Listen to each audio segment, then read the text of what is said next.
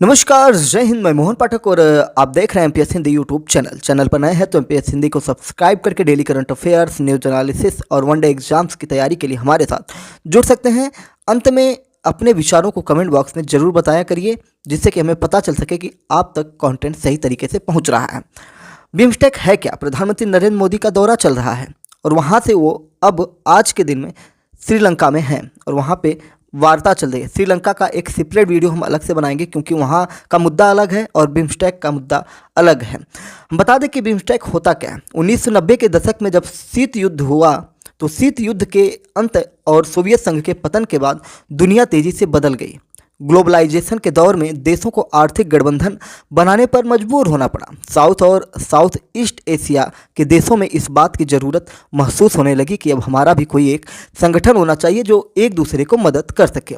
South east एशियाई देशों के पास आसियान यानी कि association of south east Asian nation था, जो काफ़ी हद तक सफल था, लेकिन इसमें भारत, बांग्लादेश और श्रीलंका जैसे पड़ोसी देशों को कोई जगह नहीं मिली थी। यानी भारत और उसके पड़ोसी पड़ोसी जो देश थे, उनके लिए कोई ऐसा मंच नहीं था जो आर्थिक सहयोग को मजबूती से आगे बढ़ा सके। यानी कि भारत को अगर कभी आर्थिक मजबूती चाहे या आर्थिक मदद चाहे तो कोई करने वाला नहीं था। थाईलैंड के पूर्व विदेश मंत्री थानात खमनन ने 1994 में बिमस्टेक की स्थापना का विचार दिया था। थाईलैंड ने लुक वेस्ट पॉलिसी के तहत एक क्षेत्रीय ग्रुप के गठन का प्रस्ताव रखा था जो दक्षिण एशिया और दक्षिण पूर्व एशिया को जोड़ सके। भारत को भी अपनी लुक ईस्ट पॉलिसी के तहत दक्षिण पूर्व एशिया के साथ अपने संबंध मजबूत करने थे, इसलिए दोनों देशों की पहल पर 1997 में इसका गठन हो गया। 7 देशों से मिलकर बना था बिमस्टेक, जिसमें बांग्लादेश, श्रीलंका, थाईलैंड, म्यांमार, भूटान, नेपाल और भारत। यानी कि सबसे बड़े देशों में अगर देखा जाए तो ये भारत ही था। Bharat, Nepal, Bhutan, Bangladesh, Myanmar, Thailand, Sri Lanka. अगर बिमस्टेक के बारे में थोड़ा सा डिटेल बताएं, bay of Bengal initiative for multi sectoral technical and economic cooperation, ये इसका पूरा नाम होता है। इसकी स्थापना 6 जून 1997 में की गई थी। हेड ऑफिस इसका ढाका, बांग्लादेश में है और इसकी आबादी लगभग 180 करोड़ के आसपास की जाती है। जीडीपी की बात करेंगे तो 3.74 लाख करोड़ रुपए हैं।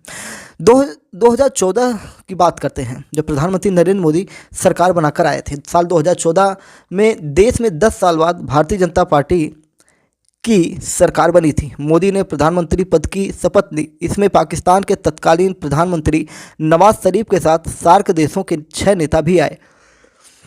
ऐसा पहली बार हुआ जब किसी भारतीय प्रधानमंत्री के शपथ ग्रहण में विदेशी नेता पहुंचे थे। 6 महीने बाद मोदी सार्क समिट में शामिल होने काठमांडू पहुंचे थे। इस समिट में भारत का जोर रेल और मोटर व्हीकल एग्रीमेंट लाने पर था कि रेलवे और मोटर व्हीकल पर कुछ काम हो जाए, जिससे देश की इकॉनमी में बढ़ोतरी हो जाए।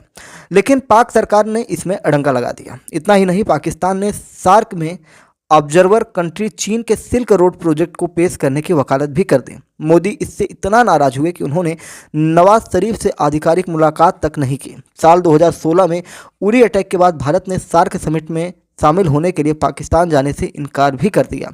भारत के इनकार के बाद बांग्लादेश, भूटान और अफगानिस्तान ने भी पाकिस्तान जाने से इनकार कर दिया। इस घटना के 9 साल बीत जाने के बाद आज सार्क का फिर कोई समिट नहीं हो पाया है। यानी कि सार्क एक तरह से रसातल में चला गया हुआ है। बिमस्टेक बंगाल की खाड़ी से सटे हुए 7 देशों का एक क्षेत्रीय संगठन है। इसका पूरा नाम bay of Bengal initiative for multi sectoral technical and economic cooperation है और इसका गठन 1997 में हुआ था। शुरुआत में इसमें 4 देश थे और इसे बिस्ट ईसी कहते थे, यानी कि BIST और EC यानी बांग्लादेश, भारत, श्रीलंका, थाईलैंड आर्थिक सहयोग संगठन के नाम से जाना जाता था। लेकिन 1997 में म्यांमार और 2004 में भूटान और नेपाल के शामिल होने पर इसका नाम बिमस्टेक हो गया। बंगाल की खाड़ी से लगे तटीय देशों में नेपाल और भूटान शामिल नहीं हैं। ये दोनों देश चारों तरफ से घिरे हुए हैं, फिर भी इन्हें इस संगठन में शामिल किया गया है क्योंकि ये दोनों ही देश हाइड्रो पावर यानी पानी से बिजली बनाने के बड़े स्रोत में शामिल हैं। भाई, जब चारों तरफ से पानी है तो उसका फ़ायदा उठा रहे हैं। भारत ने 1991 में पूर्व एशिया में स्थित देशों के साथ कनेक्टिविटी बढ़ाने के लिए लुक ईस्ट पॉलिसी शुरू की थी। 2014 में इसमें बड़ा बदलाव करते हुए इसे लुक ईस्ट से एक्ट ईस्ट पॉलिसी में बदल दिया गया। 80% समुद्री ऑयल ट्रेड और 40% ग्लोबल ट्रेड हिंद महासागर के जरिए होता है। ऐसे में भारत के लिए बंगाल की खाड़ी और उससे आसपास मौजूद देश बेहद अहम हो जाते हैं। दूसरी तरफ चीन ने अपने बेल्ट एंड रोड इनिशिएटिव के जरिए इस क्षेत्र में अपने कदम जमा लिए। बेल्ट एंड रोड इनिशिएटिव ये BRI का पूरा नाम है। ऐसे में भारत बिम्स्टेक के सदस्य देशों के जरिए चीन के BRI को काउंटर करना चाहता है। ऐसे में यहाँ मौजूद बंगाल की खाड़ी और उसके आसपास के देशों का महत्व काफ़ी बढ़ जाता है। चीन की नीतियों के जवाब में भारत की एक्ट ईस्ट पॉलिसी है। चीन ने पिछले 2 दशक में south east Asia, Indo Pacific और भारतीय महासागर क्षेत्र में अपनी उपस्थिति बढ़ाई है। भारत की एक्ट ईस्ट पॉलिसी को चीन की विस्तारवादी नीति का जवाब माना जाता है। एक्ट ईस्ट पॉलिसी के तहत बहुत सारे देश आते हैं। इसमें Myanmar, Thailand, Malaysia, Singapore, Cambodia, Vietnam, Laos, Philippines, Brunei, Indonesia, Australia, Papua New Guinea, Fiji, New Zealand, दक्षिण कोरिया, जापान, ऐसे बहुत सारे देश हैं जो इसमें एक्ट ईस्ट पॉलिसी के तहत सहयोगी देशों में आ सकते हैं। ASEAN, ASEAN, east Asia Indo Pacific क्षेत्र, ये सारे क्षेत्र हैं। अगर हम प्रोजेक्ट्स की बात करें कि क्या प्रमुख प्रोजेक्ट्स हैं, जैसे India Myanmar Thailand trilateral highway, यानी कि यह भारत म्यांमार और थाईलैंड को सड़क मार्ग से जोड़ेगा, यानी कि सारे देश जमीन से जुड़ जाएंगे। मेकांग गंगा सहयोग MGC, गंगा और मेकांग नदी क्षेत्र के बीच सांस्कृतिक और व्यापारिक संबंधों को बढ़ावा देना। वहीं Kaladan multi modal transport project, Myanmar के जरिए भारत के उत्तर पूर्वी राज्यों को बंगाल की खाड़ी से जोड़ने की योजना है। रक्षा और नौसेना सहयोग, वियतनाम, इंडोनेशिया, जापान जैसे देशों के साथ मिलकर नौसेना अभ्यास और रक्षा साझेदारी को मजबूत करना है। वहीं फ्री ट्रेड एग्रीमेंट FTA और आर्थिक साझेदारी, आसियान देशों के साथ व्यापारिक संबंधों को बढ़ावा देने के लिए कई समझौतों पर हस्ताक्षर किए गए हैं। आपको बता दें कि बिम्स्टेक को सार्क यानी कि दक्षिण एशियाई क्षेत्रीय सहयोग संगठन का विकल्प भी माना जाता है। 1985 में स्थापित सार्क में भारत, पाकिस्तान, बांग्लादेश, श्रीलंका, नेपाल, मालदीव, भूटान, अफगानिस्तान शामिल है। मोदी सरकार ने 2014 में नेपाल में आयोजित सार्क समिट की नाकामी के तुरंत बाद बिम्स्टेक एक्टिविटी को बढ़ाने पर जोर देना शुरू किया था। सार्क में शामिल सभी देशों के पास वीटो पावर होता है। पाकिस्तान इसका इस्तेमाल करके जरूरी समझौतों में अड़ंगा लगा देता था। सार्क के उलट बिम्स्टेक में किसी देश के पास वीटो पावर नहीं है। सितंबर 2016 में जम्मू कश्मीर के उरी में जब भारतीय सेना के अड्डे पर हुए आतंकी हमले के बाद उस साल इस्लामाबाद में होने वाले सार्क सम्मेलन को रद्द कर दिया गया था, क्योंकि ग्रुप के अन्य सदस्यों ने भारत के साथ मिलकर इसका बहिष्कार किया था और उसके बाद से आज तक कोई भी सार्क सम्मेलन आयोजित नहीं हो पाया। बिम्स्टेक की बहुत सारी चुनौतियाँ भी हैं। आपको बता दें कि 20 साल से FTA पर नहीं हो पाया है कोई समझौता। बिम्स्टेक देशों ने 2004 में फ्री ट्रेड एग्रीमेंट FTA को लेकर समझौता किया था, लेकिन अभी तक इसे लागू नहीं किया है। संगठन को औपचारिक चार्टर अपनाने में 25 साल लग गए, जिससे बेहतर संस्थान बनाने में देरी हुई और फैसले लेने की प्रोसेस धीमी हो गई। बांग्लादेश और म्यांमार के बीच तनाव, बांग्लादेश और भारत के बीच तनाव जैसे मुद्दे भी इस संगठन के लिए चुनौती बन रहे हैं, क्योंकि सारे देश तनाव में हैं तो समझौता कैसे होगा। थाईलैंड और म्यांमार जैसे देश बिम्स्टेक से ज़्यादा आसियान को प्राथमिकता देते हैं। बिम्स्टेक में फ्री ट्रेड एग्रीमेंट FTA लागू करने में कई दिक्कतें हैं, जैसे इसमें शामिल देशों की इकॉनमी बहुत अलग अलग है। जैसे भारत और थाईलैंड जैसे मजबूत इकॉनमी वाले देश 2004 से ही FTA लागू करना चाहते हैं, लेकिन भूटान, नेपाल, म्यांमार जैसे कमज़ोर आर्थिक इकॉनमी, जो इनकी इकॉनमी कम है वाले देश ऐसा नहीं चाहते। उन्हें डर है कि FTA लागू होने से उनकी घरेलू इंडस्ट्री पर नकारात्मक असर पड़ेगा और वे सस्ते आयात से प्रतिस्पर्धा नहीं कर पाएंगे। और भी बहुत सारी चीज़ें हुई जो वहाँ पे हुआ। आपको बता दें कि प्रधानमंत्री नरेंद्र मोदी बांग्लादेश के चीफ एडवाइजर मोहम्मद यूनिस से बातचीत की। इस दौरान उन्होंने बांग्लादेश में जल्द चुनाव कराने की अपील भी की। साथ ही संबंधों को नुकसान पहुंचाने वाली बयानबाजी से बचने के लिए भी कहा कि बेटा थोड़ा आराम से बात किया करो और कुछ भी बोला करो तो सोच समझ के बोला करो, क्योंकि इससे भविष्य में हमारे संबंधों पर असर पड़ेंगे। तो यूनिस ने बोला ठीक है पापा, अभी कोशिश करेंगे, क्योंकि अभी चाइना हमारे साथ है ना, तो अभी हम थोड़ा बोल देते हैं, अभी नए नए हैं ना, तो ऐसी बातें बांग्लादेश से निकल के आई। बांग्लादेश के विदेश सचिव विक्रम मिस्त्री ने मोदी यूनिस से मुलाकात को लेकर जानकारी दी है। उन्होंने प्रेस कॉन्फ्रेंस में बताया कि मोदी ने यूनिस से कहा कि लोकतंत्र में चुनाव बहुत जरूरी हिस्सा है। PM ने उम्मीद जताई कि बांग्लादेश में जल्द ही लोकतांत्रिक और अस्थायी सरकार देखी जाएगी।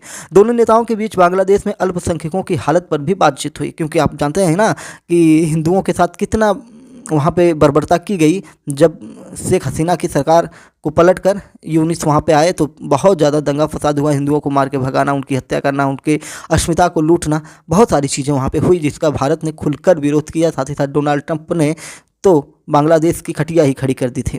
खैर, डोनाल्ड ट्रंप ने खटिया खड़ी की, लेकिन वहीं बाइडेन सपोर्ट भी कर रहे थे, इसीलिए बाइडेन चले भी गए। दोनों नेताओं ने थाईलैंड में बिमस्टेक समिट की साइडलाइन में यह मुलाकात की। कौन कौन? भारत और बांग्लादेश के राजनेताओं ने। बांग्लादेश में पिछले साल अगस्त में हुए तख्तापलट के बाद पीएम मोदी पहली बार यूनुस से मुलाकात किए हैं। इन लोगों के बीच में बातें क्या हुई हैं? भारत का नॉर्थ ईस्ट लैंड लॉक पर जो बात हुई थी, 7 सिस्टर्स पर कुछ ऊटपटांग बोल गए थे, उस पर क्या बात हुई? यूनिस के पद संभालने के बाद से भारत और बांग्लादेश के बीच तनाव की स्थिति बनी हुई है। मोहम्मद यूनिस ने हाल ही में अपनी चीन यात्रा के दौरान कहा था कि भारत का नॉर्थ ईस्ट लैंड लॉक्ड है और उसकी समुद्र तक पहुंच नहीं है। समुद्र तक पहुंचने के लिए बांग्लादेश इस क्षेत्र का मुख्य दरवाजा है। इस बयान को लेकर विदेश मंत्री एस जयशंकर ने कड़े शब्दों में जवाब दिया था। एस जयशंकर ने कहा था, हम यह मानते हैं कि सहयोग एक व्यापक चीज़ है। ऐसा नहीं हो सकता कि आप सिर्फ अपने फ़ायदे की ही बात करें, बाकी बातों को नज़रअंदाज करें। इससे पहले बिमस्टेक डिनर में दोनों नेता एक साथ दिखाई दिए थे। बांग्लादेश के विदेश मंत्रालय ने दोनों के बीच मुलाकात होने का दावा किया था। पीएम मोदी ने बिमस्टेक देशों की 6वीं समिट में भी हिस्सा लिया। इस दौरान थाईलैंड की प्रधानमंत्री पेइतोंगतार्न सिनवात्रा ने उनका स्वागत किया।